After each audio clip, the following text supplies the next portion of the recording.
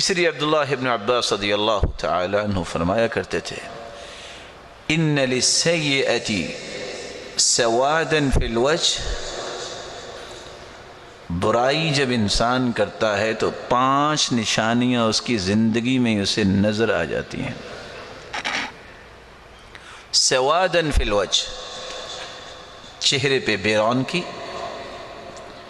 چہرہ اڑا اڑا ہے، سیاہیاں پھیل گئی ہیں، اور کس طرح اداسی چھائی ہوئی ہے، مرجھایا ہوا چہرہ ہے۔ کس وجہ سے؟ گناہوں کی وجہ سے، تازگی نہیں ہے۔ وَظُلْمَةً فِي الْقَلْبِ، دوسری نشانی اس گناہ کی یہ ہے کہ انسان کے دل میں تاریکی آ جاتی ہے۔ یہ ظلمہ، تاریکی کیا ہے؟ ہر وقت گھٹن، پریشانی، پتہ نہیں کیا ہوگا، کیا ہوگا؟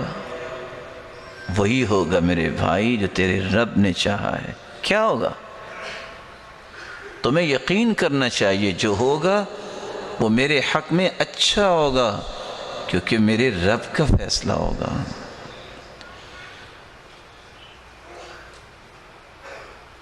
عبداللہ ابن عباس رضی اللہ تعالی عنہ تیسری بات بیان کرتے ہیں وَضِيقًا فِي الرِّزْقِ، برائی کی وجہ سے اللہ ذوالجلال اس کے رزق کو تنگ کر دیتے ہیں۔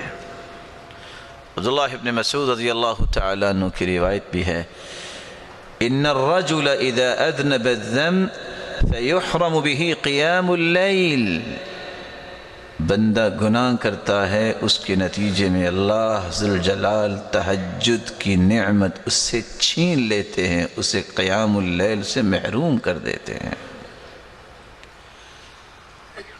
ضیقاً فی الرزق، کچھ لوگوں کو واقعتاً مال کی تنگی آ جاتی ہے گناہوں کی وجہ سے، اور کچھ لوگوں کے پاس مال ہوتا ہے لیکن واویلا، شکایات، رونا دھونا، کیا بنے گا، کیا حالات ہو گئے ہیں، کیا ہو گئے ہیں۔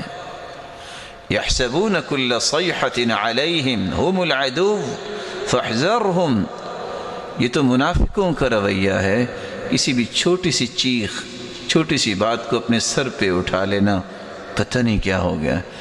اور ہمارے پاس پاکستان میں بھی کچھ لوگ آ جاتے ہیں، پتہ ہے قاری صاحب کیا ہوا؟ جی محترم کیا ہوا؟ چینی مہنگی ہو گئی ہے۔ ارے اللہ کے بندے، آپ کا رب بھی غریب ہو گیا ہے، پھر کیا ہوا مہنگی ہو گئی تو؟ بل اللہ یرفع ویخفض، ترازو تو اللہ کے پاس ہے، کسی چیز کو بڑھا دے کم کر دے، کہ اللہ سبحانہ و تعالیٰ آپ کو ضائع کر دیں گے؟ کیسا عقیدہ ہے؟ جو کنویں سے نکال کے یوسف کو مصر کے تخت پہ بٹھانے پہ قادر ہے، وہ اس بات پہ بھی قادر ہے کہ تمہاری مشکلات کو خوشیوں میں تبدیل کر دے۔ یوسف کا جیل سے نکلنا یہ پیغام دیتا ہے کہ جیل ہمیشہ نہیں رہتی، کنویں میں ہمیشہ انسان گرا نہیں رہتا۔ جب بادل زیادہ ہو جاتے ہیں، گھٹائیں چھا جاتی ہیں، مشکلات زیادہ ہوتی ہیں، پھر بارش بھی جھوم کے پڑتی ہے، پھر اللہ سبحانہ و تعالیٰ آسانیاں بھی اتنی زیادہ دیتے ہیں۔ اس لیے پریشان ہر وقت رہنا یہ کسی مومن کا کام نہیں ہے۔ اس لیے غزالی کہا کرتے تھے پریشان ہونا تو انسان ہونے کی دلیل ہے، اور پریشان رہنا بے ایمان ہونے کی دلیل ہے۔ پریشانی تو انبیاء کو بھی آئی، لیکن ہمیشہ پریشان رہے؟ پریشانی آئی ہے، اللہ اکبر، نماز شروع کرو، قرآن کھول لو، استغفر اللہ، اللہ اللہ ربی لا اشرک بک شیئا لا الہ الا اللہ حسبی اللہ ونعم الوکیل۔ یہ پیشانی جتنی زمین سے دور ہے اتنی ہی آپ کی مشکلات کا حل ہے۔ یہ زمین پہ پہنچی نہیں، مشکلات خوشیوں میں تبدیل ہوئی نہیں۔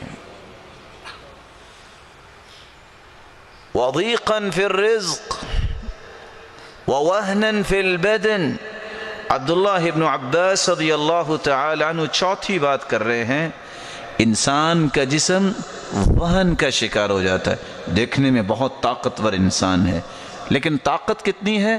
صبح کی نماز ہے، 2 سے 2.5 کلو کا بلینکٹ اٹھا کے پیچھے نہیں کر سکتا، مسجد تک نہیں جا سکتا.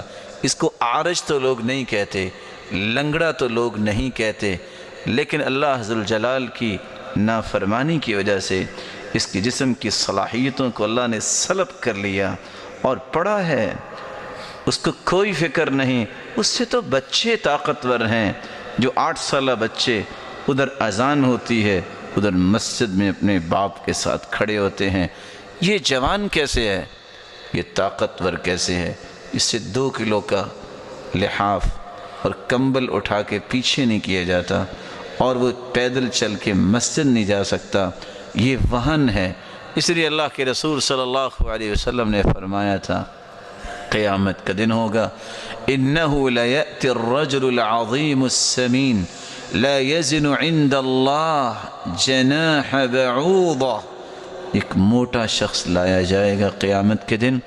جب اس کا وزن کیا جائے گا تو اس کا وزن مچھر کے پر کے برابر بھی نہیں ہوگا. وَبُغْضَةً فِي قُلُوبِ الْخَلْقِ. 5واں اثر مرتب ہوتا ہے انسان کی زندگی پہ برائی کا، کہ لوگوں کے دلوں میں اس انسان کے بارے میں نفرت اور بغض آ جاتا ہے. لاکھوں روپے خرچ کرنے کے باوجود بھی لوگ کہتے ہیں جھوٹا انسان ہے، فراڈ کرنے والا ہے. خاندانی وجاہت بھی ہو، لوگ کیا کہتے ہیں؟ غلط انسان ہے. اور یہ قانون خداوندی ہے. رسول اکرم صلی اللہ علیہ وسلم نے فرمایا ان للہ ملائکۃ تنطق علی السنۃ بنی آدم بما فی المرء من الخیر والشر. اللہ کے کچھ نورانی فرشتے ایسے بھی ہیں جو انسانوں کی زبانوں پہ بولتے ہیں یہ بہت اچھا انسان ہے، اس کا اخلاق بڑا اچھا ہے، یہ نماز کا بڑا پابند ہے، یہ سچ بولنے والا ہے، یہ بڑے کا احترام کرنے والا ہے، یہ چھوٹے پہ شفقت کرنے والا ہے، یہ مسلمانوں کے ساتھ خیر خواہی کرنے والا ہے. بولتے لوگ ہیں، لیکن اللہ ذوالجلال کے فرشتے ان لوگوں کی زبانوں پہ گفتگو کر رہے ہوتے ہیں. اور اس کے مقابلے میں جو برا انسان ہوتا ہے یہ بولتے لوگ ہی ہیں لیکن فرشتے بول رہے ہوتے ہیں یہ جھوٹا انسان ہے، یہ فراڈ کرنے والا ہے، اس کی تو زبان ہی نہیں ہے، تو نماز ہی نہیں پڑھتا، یہ تو شرابی انسان ہے، تو بہت غلط انسان ہے، اس کا تو اللہ کا خوف ہی نہیں ہے. یہ الفاظ اللہ ذوالجلال کے فیصلے ہوتے ہیں.